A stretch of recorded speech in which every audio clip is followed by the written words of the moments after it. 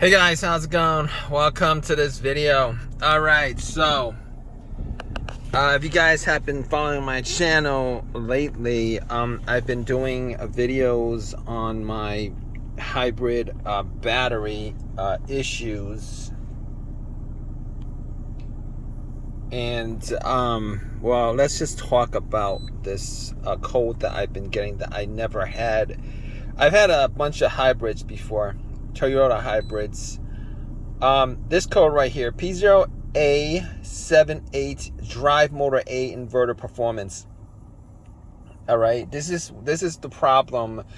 I mean, my battery could have an issue too because it's got a P0A80, but I will tell you this: I never had an issue.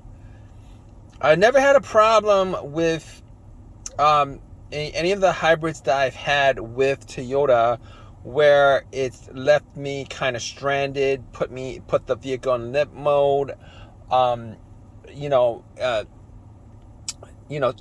like it'll only allow you to drive 20 miles per hour, and then if you do that enough, it's not going to drive at all. It's not going to drive at all until you shut it down, clear the codes, turn it back on again, and then you might be able to get like a couple miles before this comes up. Okay. So, yeah, I never had that issue before because I never had that code before, with a bad battery pack.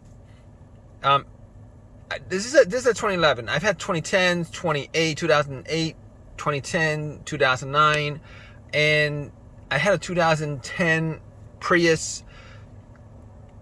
I've never had those situations where it left me kind of stranded because I've always been able to drive. You always see messages pop up, the dash light coming up and stuff like that, but I've always been able to drive the vehicle, like drive it anywhere. It's just the engine keeps on running.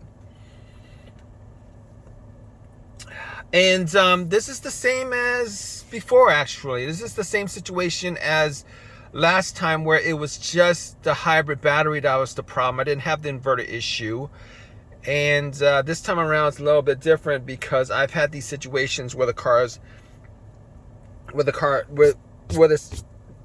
car just puts itself into limp mode, and and if I drive it, if I clear the codes and then drive it a couple of times, it'll just, I wouldn't say stall, but it'll put it in a mode where you can't drive it. It just won't go anywhere. You put your foot on an accelerator, it just won't go anywhere. I might have a battery issue, but I definitely do have an inverter issue because, let me see. Now, I have two OBD2 scanners. I have this one, a cheap OBD2 scanner. I erase the codes and it pops up. Everything pops up immediately. I have this one by Uric. This is an old OBD2 scanner by Uric, but it's a little higher end OBD2 scanner with a lot of different features. This one actually does tell me the permanent codes. The other one I have just don't. It tells me that there's 0 codes. It doesn't read permanent codes. It reads codes, that's in the system, but not permanent codes. So I'm in this situation. I'm in this situation right now where I either gotta change out the inverter, which I probably, or I could just get rid of this car. One of those two things. I'm not quite sure what to do. As you guys can see, 70,000 miles on it. I like these hybrids, but I don't know. The battery I can understand. The inverter going out. I went on eBay, searched for inverters. There's there's a lot of people selling these inverters, and for this car, it's like over $1,000 for a used one. I'm gonna have to think about that. I will have to think about what to do with this car, because now, I don't think I have a problem changing out the inverter myself. I could probably do it. I'm pretty sure I could do it without a problem, but it's now, do I spend over $1,000 and still have the battery issue, or just take a chance on it? Hopefully it'll fix the issue. It's a lot of things that come up as far as trying to figure out. But if you guys have that code and you got your car constantly goes into limp mode, and you guys have that problem, it's because your inverter. Motor A inverter, there's probably a motor B inverter. I don't know what the deal is. I checked out the coolant for the inverter. It's all there. It's full. The reservoir is full. So I don't know.